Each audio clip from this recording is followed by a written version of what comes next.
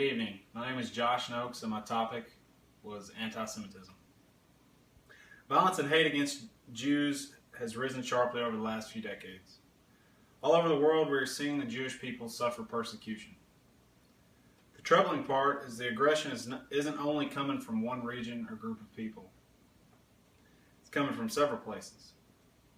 In fact, it's even showing up in the places that have long been considered safe havens for the Jewish people. Some people will deny that anti-Semitism is a problem, let alone on the rise.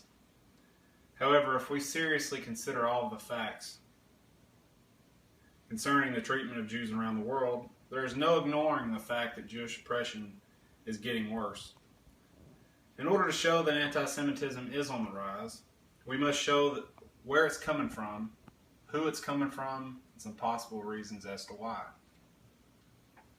According to Daniel Jonah Goldenhagen, The Devil That Never Dies, The Rise and Threat of Global Anti-Semitism, in his article, he states that anti-Semitism expression has exploded in volume and intensity in the last 2 decades, particularly in the last 10 years.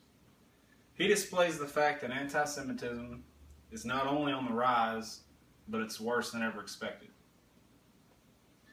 There are several instances of exactly what this author is saying, and it's happening everywhere the Jews are. Anti-Semitic rhetoric has increased, particularly here in the United States, in our media. If you pay attention to different movies and different comedians, you see that the Jewish people and Jewish culture are an easy target to become the butt of jokes and things like that, and very little is being done to stop it.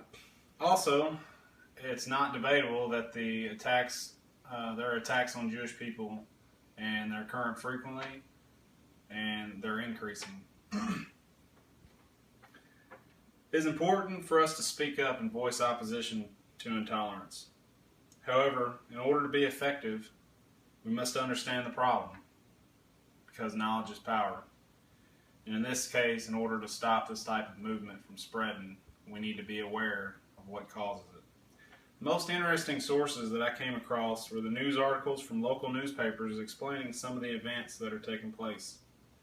It really put the seriousness of anti-Semitism in perspective.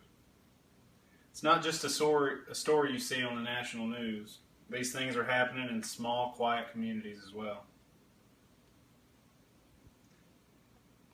Some of the things I came up against while writing this paper, it was difficult at times to tie sources together to make a point or to solidify a position.